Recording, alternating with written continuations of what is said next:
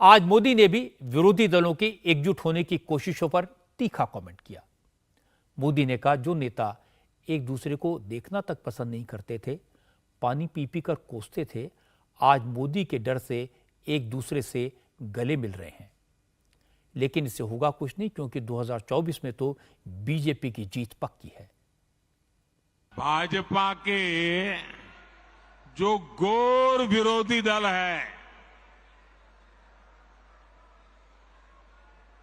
2014 हो या 19,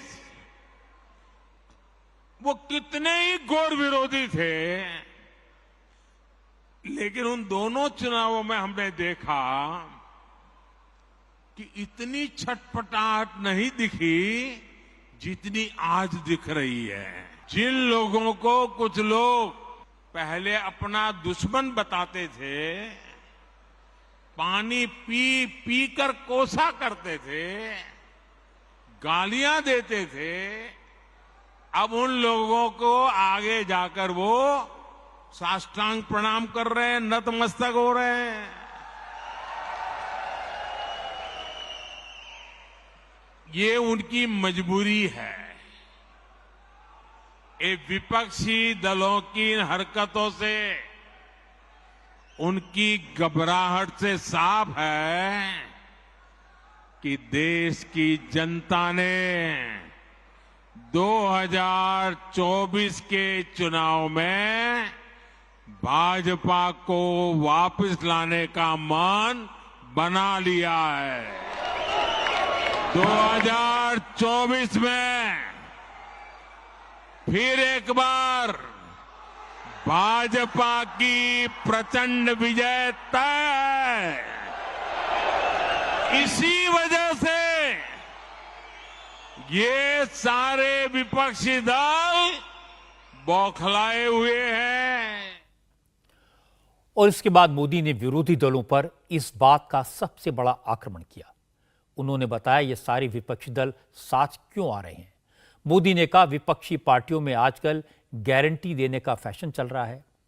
कोई फ्री बिजली की गारंटी देता है तो कोई फ्री राशन की, जबकि हकीकत यह है कि इन पार्टियों की सरकारें सिर्फ करप्शन की गारंटी दे सकती हैं। इसके बाद मोदी ने नाम लेकर हर पार्टी के घोटालों की लिस्ट गिनाई।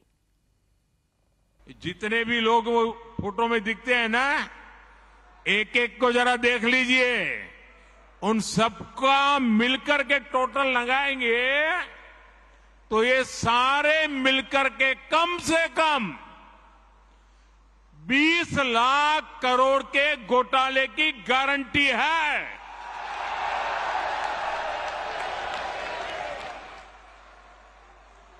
और कांग्रेस का घोटाला ही अकेले लाखों करोड़ों का है। 1,86,000 करोड़ का कोयला घोटाला, 1,76,000 करोड़ का 2G घोटाला, 70,000 करोड़ रुपए का कॉमनवेल्थ घोटाला शामिल है, 10,000 करोड़ रुपए का मनरेगा घोटाला, हेलीकॉप्टर से लेकर सबमरीन तक कांग्रेस के घोटाले से कोई ऐसा क्षेत्र नहीं है जो कांग्रेस के घोटाले की हाथ का शिकार न हुआ हो। अब दूसरा देखिए, आरजेडी हजारों करोड़ के घोटाले का आरोप है। चारा घोटाला, अलकतरा घोटाला, पशुपालन शेड घोटाला, बाढ़ राहत घोटाला। आरजेडी के घोटालों की इतनी लंबी सूची है, अदालतें भी थक गई। एक के बाद एक सजा घोषित करती चली जा रही है। उधर तमिलनाडु में देखिए, डीएमके पर अवैध तरीके से 1.25 लाख करोड़ की संपत्ति बनाने का आरोप, टीएमसी पर भी 23,000 करोड़ रुपए से ज्यादा के घोटाले का आरोप, रोजवेली घोटाला, शारदा घोटाला, शिक्षक भर्ती घोटाला, गो तस्करी घोटाला और कोयला तस्करी घोटाला। बंगाल के लोग ये घोटाला कभी भूल नहीं सकते। अगर मैं एनसीपी की बात करूं तो एनसीपी पर भी करीब 70,000 करोड़ रुपए के घोटालों का आरोप है। महाराष्ट्र स्टेट कोऑपरेटिव बैंक घोटाला, महाराष्ट्र सिंचाई घोटाला, अवैध खनन घोटाला, इनकी लिस्ट भी बहुत लंबी है। इन पार्टियों के घोटालों का मीटर कभी डाउन ही नहीं होता।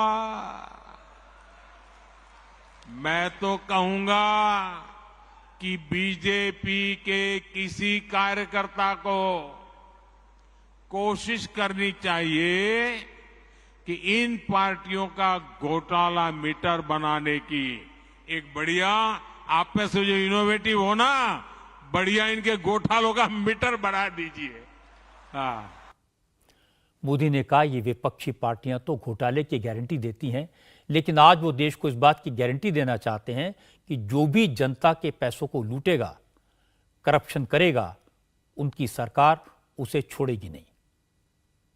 अगर उनकी घोटाले की गारंटी है तो मोदी की भी एक गारंटी है।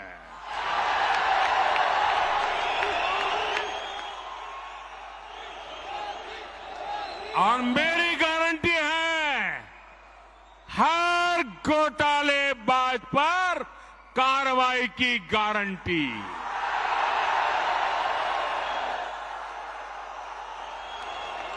हर चोर लुटेरे पर कार्रवाई की गारंटी। जिसने गरीब को लूटा है, जिसने देश को लूटा है, उसका हिसाब तो हो करके रहेगा।